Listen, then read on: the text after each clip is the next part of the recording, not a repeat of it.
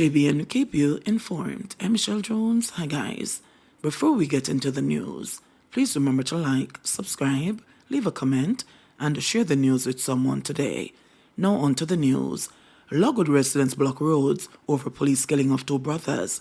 Residents of Logwood in Hanover have blocked sections of the road leading to their community over what they described as police brutality after two brothers were reportedly shot and killed by lawmen on Tuesday afternoon. The deceased men have been identified as Romain Harvey, 25, and Enrique Harvey, 23, also known as Punky.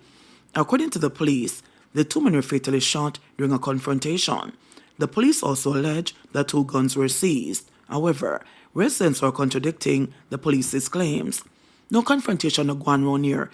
Them take Punky can go kill my bedside and them shoot Romain because him da look warm to him brother, one grieving resident said. According to Karen Robertson, mother of the deceased men, her sons were at a nearby home approximately 2 p.m. preparing for a night event. The distraught mother said that she heard the gunshots from her home. However, she was alerted to the fact that her sons were shot by another son who lives overseas. Me dey by me house, and me hear the shot them my son in England call me and ask me, I want him to Punky. Then him said that him just hear them kill him brother. My son them a hardworking man, them no give trouble, so me no understand what happened, she said. 3 shot, 2 fatally in Westmoreland. 2 men were shot and killed, and another critically injured in Gordon District, White House, Westmoreland on Monday.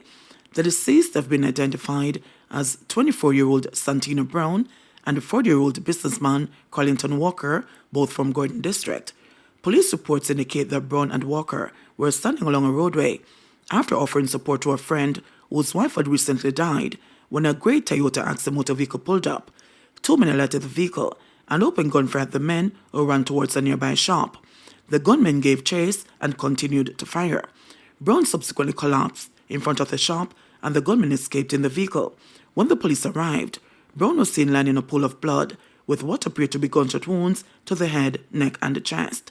Walker received gunshot wounds to his chest. A third man, who was a customer at the shop at the time of the incident, received gunshot wounds to his right leg and abdomen.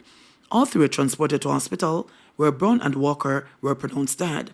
The other man was admitted in a serious condition. A white Toyota Axle motor vehicle parked nearby was damaged during the incident.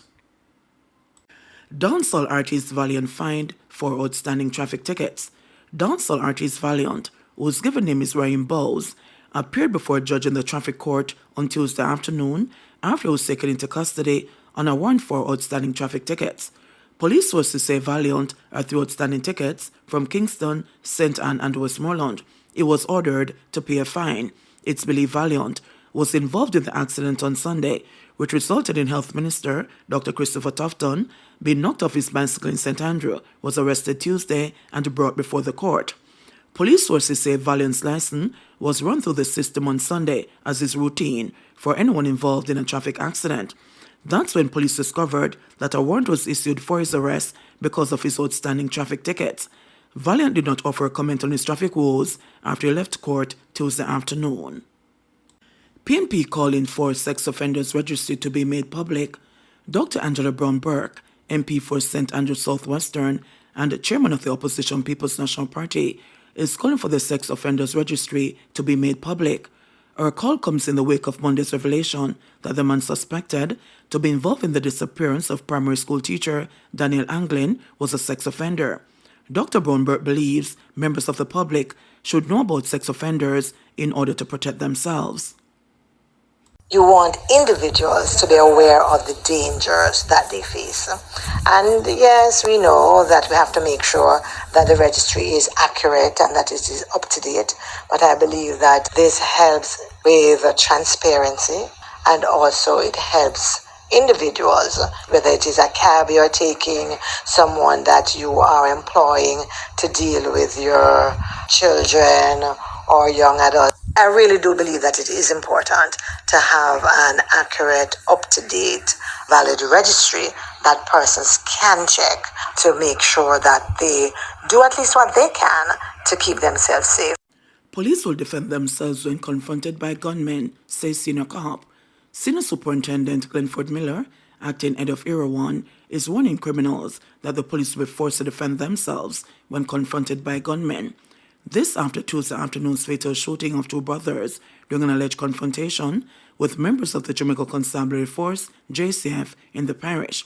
The deceased brothers have been identified as Enrique Harvey and Romain Harvey, both of Green Island addresses. I'm appealing to the criminals. When my police officers come for you, surrender. Don't try to confront my police officers. My police officers are trained to defend themselves and defend the citizens of this country, and that they'll do with the utmost respect and professionalism at all times. I appeal to you, SSP Miller urged. So within the St. James space this morning, a rifle along with a handgun was actually seized and some persons taken into custody. In the Hanover space, a pistol was seized, one man arrested, and while the police had a search warrant, they went to Green Island, where they were actually confronted during the execution of the warrant. A man actually pointed a firearm at the police, who immediately defended themselves, and he was fatally arrested. Another man hearing what was happening actually running to the direction of the police with a firearm, and the police actually seized that firearm, and he was fatally arrested also. Within the Hanover space, Green Island in particular, since the start of the year, Green Island in particular have seen over 12 murders, which is not the norm for Hanover. Criminals want to take over our space, and we will not tolerate that. That will not happen. The law-abiding citizens of this country, especially those persons who live in Hanover, work in Hanover, do business in Hanover, must live in peace in Hanover and feel safe. And we, the police, we are here. We will continue to protect them and try to ensure their safety and security at all times. My saying today to the criminals out there, carrying yourselves, handing yourselves. Most people we consider to be wanted or persons of interest. You know yourselves. Bring yourself in. Come in with your pastors. Come in with your lawyers. But you need to come to the police so that we can clear up any ambiguities or any accusations that you believe was made against you, he said. SSP Miller also called on citizens to partner with the police in their fight against crime. I am also appealing to the citizens of Area 1 and persons who traverse to Area 1. You need to partner with the police. It is only through partnership that we can make Area 1 a safe place where people want to live, do business, and raise their families. Together we'll make Area 1 safe. Together we will make Area 1 safe, he said. Keith Clarke's daughter recounts ordeal on night of father's death. The prosecution's second witness in the trial of 3 soldiers charged with the murder of Keith Clarke said she accepted that she was going to die on May 27, 2010. Brittany Clarke, the daughter of the senior accountant, who has been given evidence since Monday, described the ordeal as a nightmare. Marshaled by the prosecution, the witness, who was 18 years old at the time, said there are no words to describe what she experienced. She also described the aftermath of the police military operation as destruction. Brittany was a low sixth form student 14 years ago, said it was at the point when she heard the gunshots getting louder inside the house that she accepted she was going to die. Early in Tuesday's proceedings, she told the court that she and her mother took refuge in the master bedroom. Brittany said they both telephoned the police, her pastor, dance director, and the neighbors. But she later told her mother to stop calling and pray. She said her father left the bedroom with his licensed firearm and returned with it.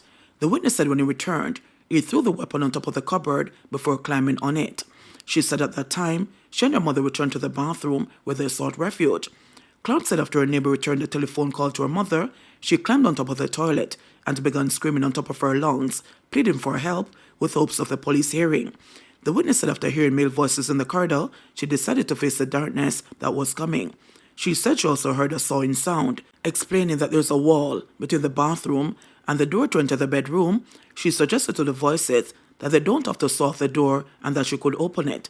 While exiting the bathroom, huddled behind her mother, she said, the soldiers began entering in a queue. She explained that it was about 6 to 8 soldiers, but later in her testimony she said soldiers like ants were inside her house after her father was shot. Recalling the moment she witnessed her father's killing, Clarke said she screamed out, but the soldiers told her to shut up. She corroborated her mother's evidence that her father was shot while climbing down backwards from the closet and that he had nothing in his hands. She also testified that she told the soldiers that her father's licensed firearm was on top of the cupboard. Lance Corporals Greg Tingling and Odell Buckley, as well as Private Arnold Henry, are on trial for the 2020 murder. Clarke was killed at his Kirkland Heights home in St. Andrew during a police military operation to apprehend drug lord Christopher Dodos Coke. JBN, we keep you informed. Please remember to subscribe, like, share, leave us a comment, and click the notification bell to receive our daily news items.